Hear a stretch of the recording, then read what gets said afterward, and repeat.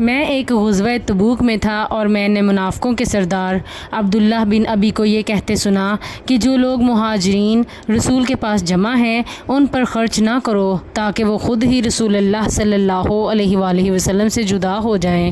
اس نے یہ بھی کہا کہ اب اگر ہم مدینہ لوٹ کر جائیں گے تو عزت والا وہاں سے ذلت والوں کو نکال باہر کرے گا۔ میں نے اس کا ذکر اپنے چچا سعد بن عبادہ انصاری سے کیا یا حضرت عمر رضی اللہ عنہ سے اس کا ذکر کیا۔ راوی کو شک تھا، انہوں نے اس کا ذکر نبی کریم صلی اللہ علیہ وآلہ وسلم سے کیا۔ حضرت صلی اللہ علیہ وآلہ وسلم نے مجھے بلایا، میں نے تمام باتیں آپ کو سنا دیں۔ حضرت صلی اللہ علیہ وآلہ وسلم نے عبداللہ بن ابی اور اس کے ساتھیوں کو بلا بھیجا۔ انہوں نے قسم کھا لی، کہا کہ انہوں نے اس طرح کی کوئی بات نہیں کی تھی۔ اس پر حضرت صلی اللہ علیہ وآلہ وسلم نے مجھ کو جھوٹا سمجھا اور عبداللہ کو سچا سمجھا۔ مجھے اس کا اتنا صدمہ ہوا کہ ایسا کبھی نہ ہوا تھا۔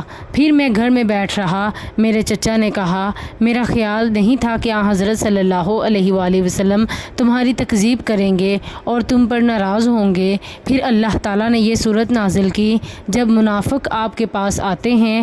اس کے بعد حضرت صلی اللہ علیہ وآلہ وسلم نے مجھے بلوایا اور اس صورت کی تلاوت کی اور فرمایا کہ اے زید، اللہ تعالیٰ نے تم کو سچا کر دیا ہے۔